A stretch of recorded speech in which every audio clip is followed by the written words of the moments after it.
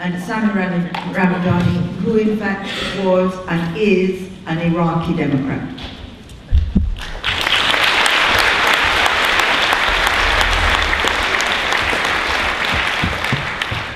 Thank you, Jane. In the few minutes I have, I'll talk a bit obviously about Iraq, but I'll also try to link what went on in Iraq, what goes on in Iraq, to the scene in the Middle East today, in the region in general. Yesterday was the 50th anniversary of another event that went unnoticed.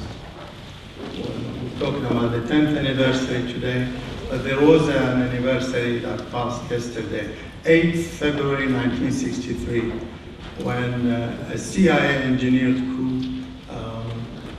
led to the installation of a fascist regime in Iraq in 1963, which eventually led to bringing to power Saddam's regime. I mention this because it is very important to realize that the struggle for democracy and the recent uprisings we have witnessed in the Arab world are important to contextualize within two issues. One is that it's a struggle for democracy, but it also has to be a struggle against imperialism. If the two are not linked, then the struggle for democracy leads to imperialist intervention and disaster for the people. Some in the Iraqi opposition against Saddam's regime, and I was obviously amongst that opposition, felt that if you overthrow Saddam's regime, then at least the people will have the chance to progress Iraq and push it forward. What in reality happened, what most of the Iraqi people knew in their deepest feelings and analysis of the situation, that imperialism and intervention is no substitute for the internal struggle for democracy. If you don't link the struggle for democracy with the struggle against imperialism, then this is what happens to a country. Iraq was not only destroyed in terms of its infrastructure, 13 years of sanctions, killing 500,000 of its children, but we shouldn't talk about the occupation of Iraq merely in the past tense. The consequences of occupation for the Iraqi people, these dreadful consequences are ongoing. With every passing day, the Iraqi people are paying with their blood for the consequences of this war of aggression against the Iraqi people. Hundreds of thousands of Iraqi children are falling victim to waterborne diseases. The occupation has sowed so much discord in the country that terrorism was brought with in the wake of occupation into Iraq. Unemployment is sky high. Illiteracy has come back to Iraq. Illiteracy was wiped out in the 1970s in Iraq. Now we have frightening percentages of some 40% of the population being illiterate. And the list goes on. They talked about freedom for women. Women cannot walk the streets of Iraq today after sunset. This is what occupation brings to our country. This is what happens to our country when the struggle for democracy is not linked to the struggle against imperialism. I say this with my eyes on what went on in Libya, what's going on even in Mali today, but Syria too. Syria too, because the struggle of the Syrian people for democracy and human rights is an absolutely just struggle that must be supported. But what cannot be supported is saying that it is okay for the brutal rulers of Qatar and Saudi Arabia and Turkey's NATO should intervene in Syria, or we should turn a blind eye to the terrorist gangs that roam the lands of Syria. Syria is not paying the price for dictatorship, and there is dictatorship in Syria.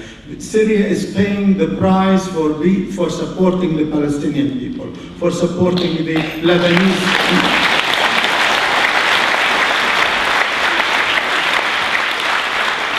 Supporting the Lebanese resistance. Syria is paying the price for opposing the US-led occupation of Iraq. They were one of the very, very few Arab countries that did so. Syria is also paying the price of its alliance with Iran because there are preparations still. There is still a possibility of an imperialist war of aggression against the Iranian people. So all in all, what I'm trying to say here is that the people's struggle to free themselves, to establish democracy in their lands, has to be linked to the struggle against imperialism. If you look at the world map, you will see that every single or most of the dictatorships that were established across the globe were established, supported, and backed by US-led imperialism. And the British government's blind alliance with US foreign policy is trampling the wishes of the British people themselves. The peace movement in this country, across the world, has a huge and enormous mountain to climb, because when it suits monopoly capitalism to wage war, they trample upon the wishes of the British people, and people even in the United States occasionally, in their great numbers, oppose war. So what I will finish by saying this, that the struggle of the Iraqi people goes on. There are demonstrations, as you have heard, in Iraq. They have just demands for democracy and various rights. But also there is intervention in Iraq. US imperialism has not left Iraq despite their withdrawal. We still have the biggest US embassy in the world. The United States still has close alliances with various political forces within Iraq based on sectarian and ethnic divisions.